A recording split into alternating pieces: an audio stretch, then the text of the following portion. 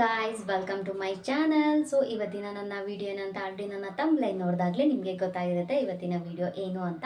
So ಇವತ್ತಿನ ನನ್ನ video ಬಂದು ಹಲಸಿನಕಾಯಿಲಿ ಯಾವ ರೀತಿ ಕಬಾಬ್ ಮಾಡ್ಬೋದು ಅನ್ನೋದನ್ನ ತೋರಿಸ್ತಾ ಇದ್ದೀನಿ. ತುಂಬ ದಿನ ಆದಮೇಲೆ ರೆಸಿಪಿ ವಿಡಿಯೋ ತೋರಿಸ್ತಾ ಇದ್ದೀನಿ. ಸೊ ತುಂಬ ಜನ ವೆಯ್ಟ್ ಮಾಡ್ತಾ ಇರೋರಿಗೆ ಈ ಒಂದು ವಿಡಿಯೋ ಬೆಸ್ಟ್ ವಿಡಿಯೋ ಅಂತಲೇ ಹೇಳ್ತೀನಿ. ಯಾಕಂತಂದರೆ ಎಲ್ಲ ರೀತಿಲಿ ನಾವು ಕಬಾಬ್ ಮಾಡಿಕೊಂಡು ತಿಂದಿರ್ತೀವಿ. ಸೊ ಇವತ್ತು ನಾವು ಹಲಸಿನಕಾಯಲ್ಲಿ ಯಾವ ರೀತಿ ಕಬಾಬ್ ಮಾಡ್ಬೋದು ಅಂತ ತುಂಬ ಜನ ವಿಡಿಯೋ ಶೇರ್ ಮಾಡಿದ್ದಾರೆ. ನೀವು ಏನು ಹೊಸ್ದಾಗಿ ತೋರಿಸ್ತಾ ಇದ್ದೀರಾ ಅಂತ ನೀವು ಅಂದ್ಕೊಳ್ಬೋದು.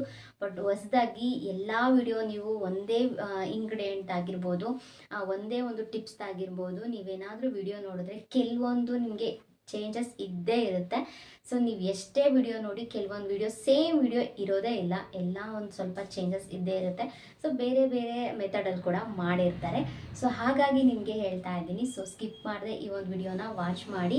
ತುಂಬ ದಿನ ಆದಮೇಲೆ ರೆಸಿಪಿ ವಿಡಿಯೋ ಆಗ್ತಾ ಇದ್ದೀನಿ. ತುಂಬ ದಿನದಿಂದ ವೆಯ್ಟ್ ಮಾಡ್ತಿದ್ದೆ ಈ ಒಂದು ವಿಡಿಯೋ ಶೇರ್ ಮಾಡಬೇಕು ಅಂತ, ಅದಕ್ಕೆ ಟೈಮೇ ಆಗ್ತಿರಲಿಲ್ಲ. ಸೊ ಇವತ್ತು ನಾನು ಒಂದು ವಿಡಿಯೋನ ಶೇರ್ ಮಾಡ್ತಿದ್ದೀನಿ. ತುಂಬ ದಿನ ಆಯಿತು, ಬರೀ ಪ್ರಾಡಕ್ಟ್ಸ್ ವಿಡಿಯೋನೇ ಆಗೋಯಿತು. ಹಾಗಾಗಿ ಈ ಒಂದು ವಿಡಿಯೋ ಕೂಡ ಶೇರ್ ಮಾಡಬೇಕು ಅಂತ ನಾನು ಶೇರ್ ಮಾಡ್ತಿದ್ದೀನಿ.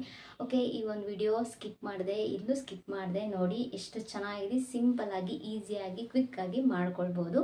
ಎಲ್ಲ ಥರ ತಿಂದು ಟೇಸ್ಟ್ ಮಾಡಲೇಬೇಕು, ಯಾಕಂತಂದರೆ ಒಂದೇ ಥರ ತಿಂದು ಬೋರ್ ಆಗಿರುತ್ತಲ್ವ. ಸೊ ಹಾಗಾಗಿ ಓಕೆ, ಹೋಗಿ ನೋಡ್ಕೊಂಡು ಬನ್ನಿ ಯಾವ ರೀತಿ ನಾನು ಹಲಸಿನಕಾಯಿಲಿ ಯಾವ ರೀತಿ ನಾನು ಕಬಾಬ್ ಮಾಡಿದ್ದೀನಿ ಅಂತ ತೋರಿಸ್ತೀನಿ. ನಾನಿವಾಗ ಹಲಸಿನಕಾಯಿ ತೊಗೊಂಡು ಯಾವ ರೀತಿ ಕಟ್ ಮಾಡ್ಕೊತಿದ್ದೀನಿ ಅಂತ ನೋಡ್ತಾ ಇರ್ಬೋದು ನೀವು. ಸೊ ಇದೇ ಮೆಥಡಲ್ಲಿ ನೀವು ಕೂಡ ಕಟ್ ಮಾಡ್ಕೊಳ್ಬೇಕಾಗುತ್ತೆ. ನೀಟಾಗಿ ಅದು ಹಾಲೆಲ್ಲ ತೆಗೆದುಬಿಟ್ಟು, ಆ ಸಿಪ್ಪೆ ಎಲ್ಲ ತೆಗೆದುಬಿಟ್ಟು ಯಾವ ರೀತಿ ಕಟ್ ಮಾಡ್ಕೊತಿದ್ದೀನಿ ಇದೇ ರೀತಿ ನೀವು ಕಟ್ ಮಾಡ್ಕೊಳ್ಬೇಕಾಗತ್ತೆ. ಸೊ ಇವಾಗ ನೀಟಾಗಿ ಕಟ್ ಮಾಡಿಕೊಂಡು ವಾಶ್ ಮಾಡ್ಕೊಳ್ತಾ ಇದ್ದೀನಿ. ಸೊ ಒಂದೆರಡು ಸರಿ ವಾಶ್ ಮಾಡಿಕೊಂಡು ಡ್ರೈ ಮಾಡ್ಕೊತಾ ಇದ್ದೀನಿ. ಸೊ ಇವಾಗ ಡ್ರೈ ಕೂಡ ಆಯಿತು. ಸೊ ಕಬಾಬ್ ಮಾಡ್ಕೊಳ್ಳೋದಕ್ಕೆ ನೀಟಾಗಿ ರೀತಿ ಡ್ರೈ ಆಗಿರಬೇಕು, ಯಾಕಂದರೆ ಆಯಿಲ್ಗೆ ಹಾಕ್ತೀವಲ್ವ, ಸೊ ಸಿಡಿಯುತ್ತೆ. ಸೊ ಹಾಗಾಗಿ ಈ ಥರ ಟ್ಯೂಬ್ಸ್ ಥರ ಕಟ್ ಮಾಡಿಬಿಟ್ಟು ರೆಡಿ ಮಾಡ್ಕೊತಾ ಇದ್ದೀನಿ. ಇವಾಗ ಇದು ನಾವು ಡೈರೆಕ್ಟಾಗಿ ನಾವು ಮ್ಯಾರಿನೇಟ್ ಮಾಡಿ ಕಬಾಬ್ ಮಾಡೋದಕ್ಕೆ ಆಗಲ್ಲ, ಚಿಕನ್ ಥರ. ಸೊ ಇದನ್ನು ನಾವು ಫಸ್ಟು ಬೇಯಿಸ್ಕೊಳ್ಬೇಕಾಗುತ್ತೆ. ಸೊ ಹಾಗಾಗಿ ಈಗ ಸ್ವಲ್ಪ ಸಾಲ್ಟ್ ಹಾಕ್ಕೊಂಡು ನೀಟಾಗಿ ನಾನು ಬೇಯಿಸ್ಕೊಳ್ತಾ ಇದ್ದೀನಿ. ಸೊ ಇವಾಗ ಬೇಯಿಸ್ಕೊಳ್ಳೋವರೆಗೂ ಇಲ್ಲಿ ನಾನು ಮ್ಯಾರಿನೇಟ್ಗೆ ರೆಡಿ ಮಾಡ್ಕೊಳ್ತಾ ಇದ್ದೀನಿ. ನಾನು ತೇಜು ಚಿಕನ್ ಕಬಾಬ್ನ ತೊಗೊಂಡಿದ್ದೀನಿ.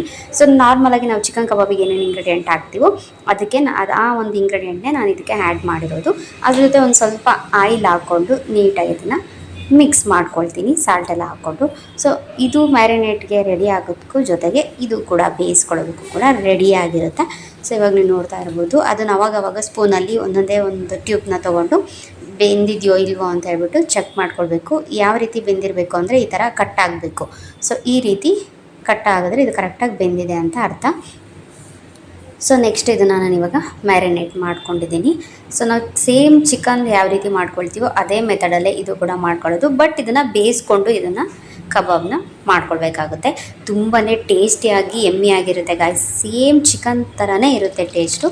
ಸೊ ಇವಾಗ ಆಯಿಲ್ ಚೆನ್ನಾಗಿ ಕಾದಿದೆ. ಇವಾಗ ನಾನು ಒಂದೊಂದೇ ಹಲಸಿನಕಾಯಿನ ಕಟ್ ಮಾಡಿರೋದನ್ನ ಆ್ಯಡ್ ಮಾಡ್ಕೊಳ್ತೀನಿ. ಚೆನ್ನಾಗಿ ಇದನ್ನು ಚಿಕನ್ ಥರನೇ ಬೇಯಿಸ್ಕೊಳ್ಬೇಕಾಗುತ್ತೆ. ಸೊ ಆವಾಗ ಕಂಪ್ಲೀಟಾಗಿದ್ದು ಚಿಕನ್ ಕಬಾಬ್ ಕೂಡ ಮೆಥಡಲ್ಲೇ ಇರೋ ಈ ಒಂದು ಹಲಸಿನಕಾಯಿ ಕಬಾಬ್ ರೆಡಿ ಆಗುತ್ತೆ.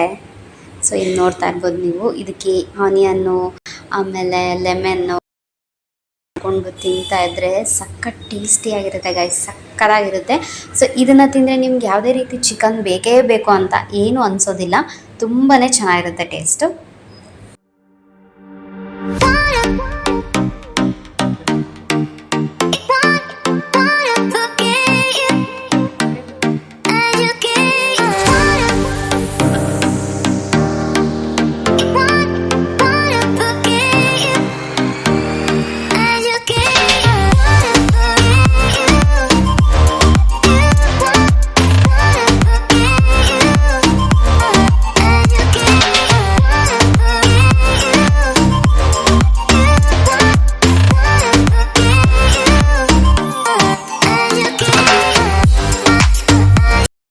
ಸೊ ಗೈಸ್, ನೋಡಿದ್ರಲ್ವಾ ಯಾವ ರೀತಿ ಮಾಡಿದ್ದೀನಿ ಅಂತ.